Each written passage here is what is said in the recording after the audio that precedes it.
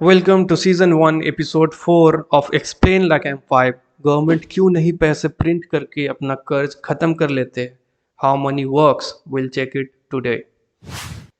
When we are at the start of civilization, डेब्ट या कर्ज लेना या उसका हिसाब रखना बहुत ही आसान था। आपने किसी को चावल दिया, उसने आपको लकड़ी दिया, that's how everything works. After some time जब हमारी आबादी बढ़ने लगी तो ट्रांजैक्शंस के लिए हमें कुछ ऐसे चीज चाहिए थे, something that everyone could agree have value, something scalable, enter commodity money। ये easily recognizable था और portable थे। People use grains, metals, salt as commodity money। About 2500 years ago, the first metal coin was minted in China. It is durable, that's why we still find coins from different civilizations till now। पहले उन्होंने gold और silver को use किया coin बनाने के लिए, पर जब और ज़्यादा कॉइन्स की ज़रूरत पड़ी तो वो चीप मेटल्स के कॉइन बनाने लगे। ये चीप मेटल वाले कॉइन उनके देश के मार्केट में तो सही चला, पर आप इस तरह के कॉइन से इंटरनेशनल मार्केट में कैसे खरीद बिक्री कर सकते हो जब उस कॉइन का वैल्यू उसमें यूज़ किए हुए मेटल से ज़्यादा है और उस कॉइन को बेचने पर आपको उतने पैसे नहीं मिल पाएंगे। That's a big issue for international merchants. Then merchant found a solution. उन्होंने देखा कि अगर कोई रेप्यूटेबल सोर्स से उन्हें डेब्ट का पेपर दिया जाता है तो वो उसे ट्रांजैक्शंस के लिए यूज़ कर सकते हैं। ये था हमारा पहला पेपर मनी। ये कोई कमोडिटी या मेटल पे बेस्ड नहीं था, इसको बैक कर रहा था वादा और ट्रस्ट कि जब आप वो पेपर उस आदमी को देंगे जिसने इसे इशू किया है तो उतने वैल्यू के कॉइन्स आपको मिल जाएंगे। मर्चेंट फैमिली इस तरह के आईओयू बना के देने लगे और इसका यूज़ कैसे होता है वो भी देख लीजिए। सपोज एक आईओयू है इंग्लैंड के व्यापारी के पास जिसका वैल्यू 100 गोल्ड कॉइन्स है। तो अब वो इटली के व्यापारी से जब कुछ खरीदेगा तो वो उस पेपर को दे देगा। जब वो इटली का आदमी फ्रांस के आदमी से कुछ लेगा तो वो सेम पेपर यूज़ कर सकता था instead of caching it for 100 gold coins. ये आईओयू काम कर रहा था क्योंकि इन कंट्रीज के मर्चेंट्स को उस पेपर पर भरोसा था। After some time goldsmith also started to give loans that is based on paper, and they got literally power to print money।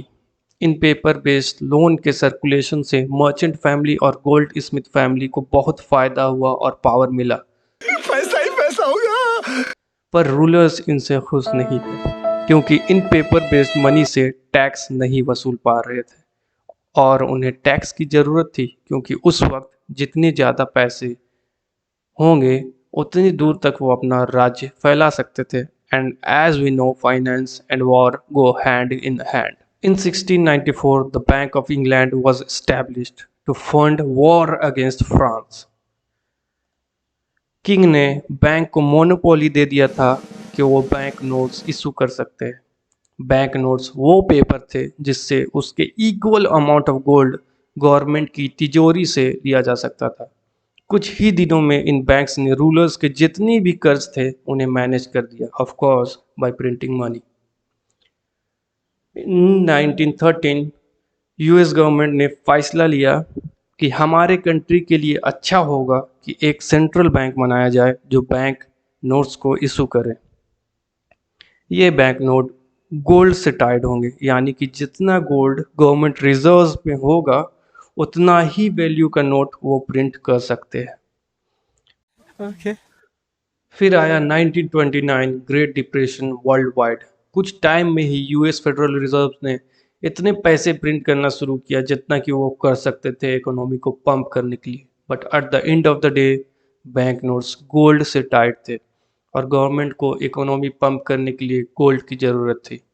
अगर हम करें तो करें क्या, बोले तो बोले क्या। तो नोटबंदी की ही तरह इन्होंने भी एक कंट्रोवर्शियल डिसीजन ले लिया कि सभी यूएस सिटीजन को अपने गोल्ड गवर्नमेंट को बेचने होंगे एक फिक्स्ड प्राइस में, नहीं तो जेल जाना पड़ेगा।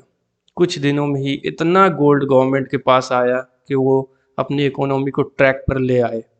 वर्ल्ड वॉर टू में जब सभी कंट्रीज़ की इकोनॉमी बर्बाद हो गई थी, सिर्फ यूएस की ही इकोनॉमी सही चल रही थी, जिससे डॉलर वर्ल्ड का सबसे स्टेबल और ट्रस्टेड करेंसी बनकर उभरा।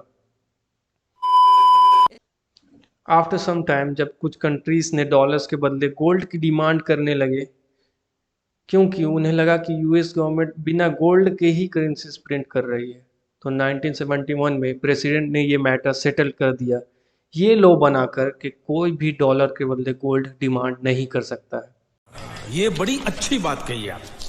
अब इसके बाद बैंक नोट्स गोल्ड पर नहीं बल्कि यूएस गवर्नमेंट पर ट्रस्ट और भरोसे पे टाइट हो गया।